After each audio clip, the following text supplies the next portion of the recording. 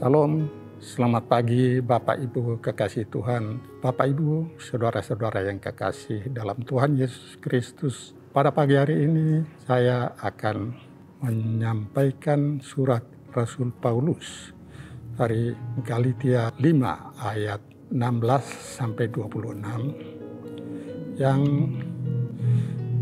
berbunyi demikian. Hidup menurut daging atau roh. Maksudku ialah hiduplah oleh roh, maka kamu tidak akan menurut keinginan daging. Sebab keinginan daging berlawanan dengan keinginan roh, dan keinginan roh berlawanan dengan keinginan daging.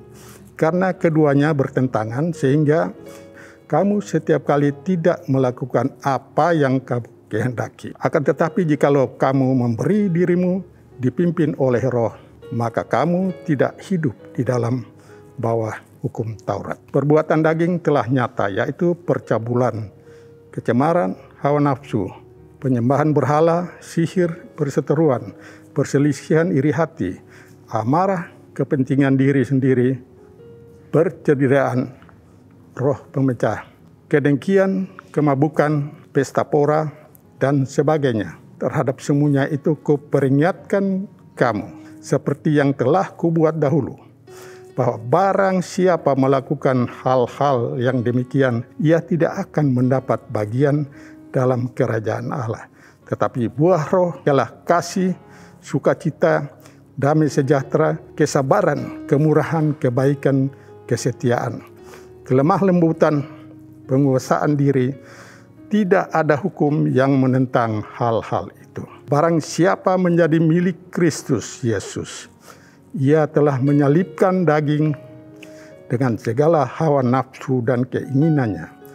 Jikalau kita hidup oleh roh, baiklah hidup kita juga dipimpin oleh roh. Dan janganlah kita gila hormat, janganlah kita saling menantang dan saling mendeki. Demikian firman Tuhan. Di sini surat Paulus ini menegaskan kepada jemaat di Galatia bahwa ia melihat bahwa kehidupan manusia atau jemaatnya di Galatia sudah berubah. Tidak mengikuti apa yang dia ajarkan pada waktu itu, tapi mereka sudah kembali kepada keinginan dunia, yaitu melakukan hal-hal atau kebiasaan-kebiasaan lama menurut kedagingan. Karena itu saudara-saudara, Rasul Paulus membuat surat, mengirimkan surat kepada mereka supaya mereka mau kembali kepada ajaran, mengikuti Yesus dan melaksanakan kehendak Tuhan di dalam kehidupan mereka, agar mereka beroleh keselamatan, yaitu memperoleh kerajaan surga. Bapak dan Ibu, saudara-saudara yang kekasih, Paulus merasa tentunya sakit hati kalau apa yang diajarkan ditinggalkan, kemudian setelah dia pergi, masyarakat kembali kepada kehidupan kebiasaan asal. Jadi kalau istilah sekarang bahwa kita kembali kepada habitat asal. Karena itu dia inginkan supaya jemaatnya boleh berubah kembali sesuai apa yang diajarkan oleh Tuhan, yang diberitakan oleh firman Tuhan melalui Rasul Paulus, atau hidup menurut roh. Karena itu Bapak Ibu, saya mengajak kepada kita semua untuk menghayati firman Tuhan ini, untuk berubah, meninggalkan yang lama dan memulai yang baru. Kebiasaan lama yang buruk, yang negatif, yang tidak baik, semua kita buang dan memulai dengan kehidupan yang baru. Kehidupan yang dipimpin oleh Roh Kudus.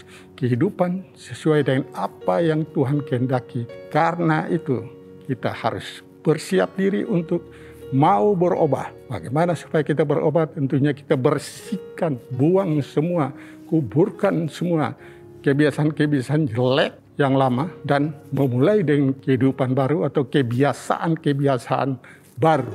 Jadi kebiasaan berbuat kebaikan yang baru. Apabila kita sudah bersedia untuk itu, maka pakailah roh Tuhan untuk memimpin hidup kita, menguasai seluruh kehidupan kita. Apapun yang kita lakukan dalam hidup kita, apapun yang kita pikirkan dalam kehidupan kita yang sementara di dunia ini, boleh kita lakukan sesuai kehendak Tuhan, karena seluruh kehidupan kita sudah kita serahkan ke dalam tangan Tuhan, di mana Roh Tuhan yang memimpin dan bekerja, mengarahkan, menentukan semua apa yang kita lakukan.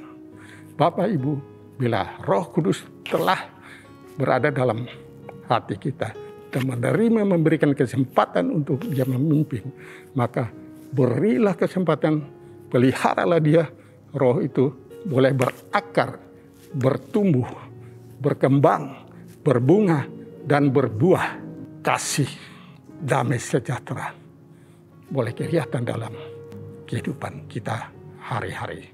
Yaitu kasih, sukacita, damai sejahtera, kesabaran, kebaikan, kemurahan, lemah lembut, kesetiaan, dan penguasaan diri. Dengan demikian, maka semua orang, hidup kita akan terlihat bahwa kita benar sebagai orang Kristen yang telah berubah, hidup dalam Tuhan, dalam pimpinan Roh Kudus, dalam kasih Tuhan Yesus. Mari Bapak Saudara sekalian, kita mau berubah, meninggalkan yang lama, memulai yang baru.